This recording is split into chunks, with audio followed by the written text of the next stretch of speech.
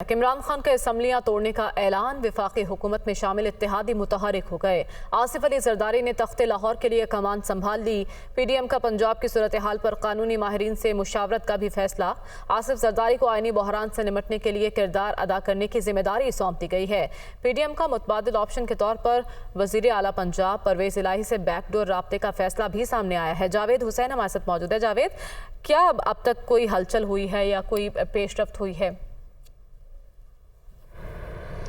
जी बिल्कुल, वफाकी हुकूमत और पीडीएम की जो इत्तेहादी हुकूमत है, इन्होंने भी अब जो जोड़ तोड़ है वो तेज़ कर दिया है और इस हवाले से कानूनी महाज पर भी कानूनी मुशावरत करने का फ़ैसला किया है।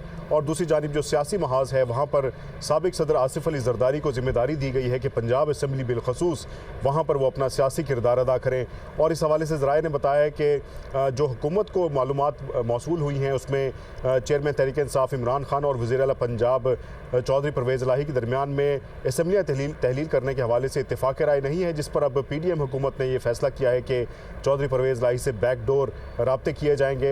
और पीडीएम का फौरी इजलास बुलाने पर भी गौर किया जा रहा है कि उसमें आइंदा का लाहेमल तय किया जाएगा। दूसरी जानिब वज़ीर आज़म ने भी दो अहम वज़रा को जिम्मेदारियाँ सौंपी हैं, जिसमें आज़म नज़ीर तारड़ को जो कानूनी महाज है उस पर पूरी टीम को साथ लेकर और मुशावरत के साथ लाहेमल तैयार करने को कहा है, जबकि राना सनाउल्लाह वज़ीर दाखिला जो है उनको सियासी महाज पर अपनी टीम बनाकर आगे सियासी तौर पर जो सूरत हाल है उसका जायज़ा लेके आगे बढ़ने के लिए कहा गया है। तो दो वज़रा को टास्क दिया गया है। दूसरी जानिब साबिक सदर को जो है वो सियासी महाज पर पंजाब में अपना किरदार अदा करने के लिए कहा गया है। जी ठीक है, बहुत शुक्रिया जावेद हुसैन, हमें अपडेट कर रहे थे। तो वफाकी हुकूमत भी अब एक्टिव हो चुकी है। आसिफ अली जरदारी ने तख्ते लाहौर का महाज संभाल लिया है।